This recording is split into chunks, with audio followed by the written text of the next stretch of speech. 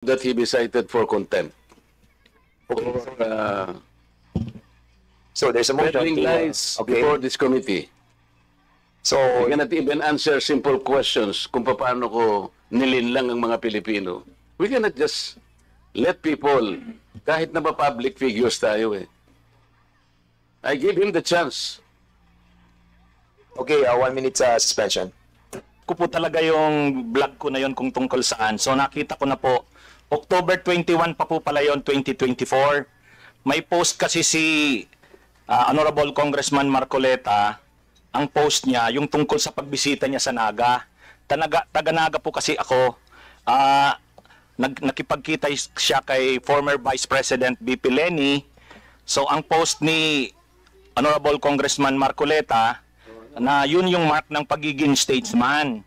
Kasi siya, hindi siya kay Duterte, kay Marcos, kay Leni, para sa kanya unity. So yung topic ko, huwag padadala sa pakulo at panlilinlang ni Anong Marcoleta. panlilinlang doon? Yun nga po, explain ko yung sinabi ko. Kasi Ano nga? opinion ko po ito. Sabi ko, Oo nga, hindi panlilinlang yon. Nakipag-handshake ako. kaya nga, ang At sabi sinabi ko ko, lang, unity begins. sabihin ko lang po handshake. yung sinabi ko doon sa vlog ko. Hindi, panlilinlang ba yun? Mr. Chair, point of order lang po.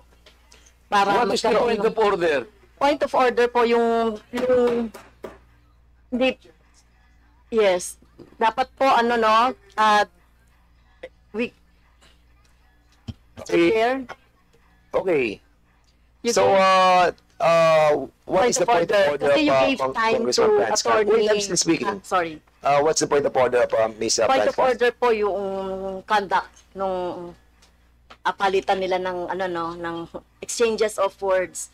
So you have recognized po Attorney Ricky. So let him explain before our colleague Marcoleta. I understand. Yeah. Okay, I'll be So, letting para wait, maging wait, okay. and please I understand address both of you, please address the chair para hindi po Yeah. nagsasagutan. All right. Thank you. So we'll be letting Attorney Ricky to reply, and then I'll give a chance to Congressman Marcoleta also to ask you as well. Sige. Yes po, Attorney Mr. Ricky. Chair, thank you po. Ang sabi ko lang po, kasi kanina po, tinatanong ako tungkol dun sa vlog ko na yon. Hindi ko talaga maalala sa dami ko ng vlog. So, binasa ko po, pinanood ko. So, tungkol po yun sa post ni Honorable Congressman Marcoleta. Sabi niya, reading from netizens, reactions on my brief and casual meeting with former VP Leni. After my trip to Sipokot, I now realize how really divided our people are. Reaching out to all our leaders can also be personal. Our ability to show our humanity beyond the realm of political. How else are we able to exemplify the true meaning of statesmanship if you refuse to extend your hand to all who wants to grasp it? I believe unity always begins with the handshake. Tapos may picture siya, kasama niya sa BBBM, si Duterte, si Leni, si Sara. Ang reaksyon ko doon, sabi ko, wag tayong padadala doon sa pakulo na yon at panlilang na. Kasi sabi ko, ang totoong statesman, ang paninindigan niya para sa bayan. Hindi ko nakita kay Congressman Marcoleta na ang mga paninindigan niya sa issue ay para sa bayan. So honest opinion ko po yun. Yung po yung ko. Hindi po ako doon, hindi po malicious yung yung intention ko doon. Mr. Chair, may I react? Marcoleta, now you have the floor. Pinutol mo lang, attorney eh. Ang kasunod nun, alam mo, tingnan po ninyo yung record ni ni Congressman Marcoleta. Siya yung nagsara sa ABS-CBN. Ang yabang-yabang niya. Yes. Isipin mo, sasabihin mo sa akin, you do not even know the issues. Attorney, alam mo ba yung issue sa ABS-CBN? Yes po. What do you know about it? Mr. Chair. You can reply, Attorney Ricky, please.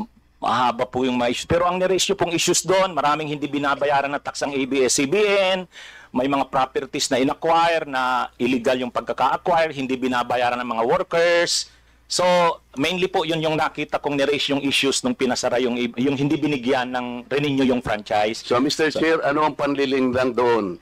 Ni hindi mo alam yung Philippine Depositary Receipts, ni hindi mo alam yung corporate layering, ni hindi mo alam yung transfer pricing na ginamit nila para magkaroon tax evasion through Big Dipper. Ni hindi mo alam ang napakarami nun. Pagkatapos magbibintang ka na pakulo lang lahat ito, tako'y nanlilin lang. Ano ang binibigay mo sa followers mo, Mr. Chair? Wala kang masabi na panlilin lang eh. Ang sinasabi mo ngayon, opinion eh. Pwede kang kumabi ng opinion. Attorney ha, kung talagang attorney ka. Pero huwag kang mag-chat na ako'y nanlin lang ng mamamayang Pilipino. You want to reply, Attorney Ricky? Yes, Mr. Chair. Ayun, Okay, yun go po ahead. yung, kaya ko po sinasabi na yung ako naninindigan na yung vlogging ko, hindi po fake news kasi opinion ko po yun. Basta mo na lang sasabihin, Mr. Chair, na opinion mo yun, pero bilang tinarge mo ako na manlilin lang. Hindi ka ba magsasabi ng facts mo kung paano ako nanlilin lang ng Pilipino? Abogado ka, di ba? Mr. Chair, abogado daw ito eh. Attorney, you want to answer back? Again, Your Honor, yun na rin yung sinasabi kong concepts natin na ang mga public officials, talagang open sila na punahin, i-criticize. Medyo masakit minsan, pero yan yung pagkakaiba ng public official sa private citizen. Mr. Chair, hindi siya nagkikriticize eh. Sabi ko nga, binigyan kita ng halimbawa doon sa isang babaeng vlogger na sinabi niyang tanga ako at ikinahihiya ako ng lahat ng mga members ng INC. Pinatawad ko na siya ron eh. Masakit yun pero dahil meron siyang nakitang ganun. Pero ikaw sinabi mo eh, nanlin lang ako eh. Ngayon sinasabi mo, may opinion ka, nanlin lang. Wala kang masabi ngayon kung ano-anong ginawa ko para manlin lang ako ng Pilipino. Hindi ka abogado eh. Hindi opinion ito. Mr. Chair? Yes, sige. Okay na po siguro. Kasi marami pa sigurong pag-usapan. Ikaw ang manlilin lang. Okay. Thank you so much to both of you. We exhausted that issue and we let the both parties to say their piece. And that's the spirit of this committee, no? Para maging balanse po tayo and fair. I want him to apologize, Mr. Chair. Kung abogado ka talaga, Sorry, Mr. Chair, I won't apologize.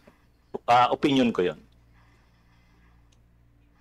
With that, we'll dwell to the next issue, no. Ano na muna tayo sa interpellation. Balikan na lang natin mamaya issue yan.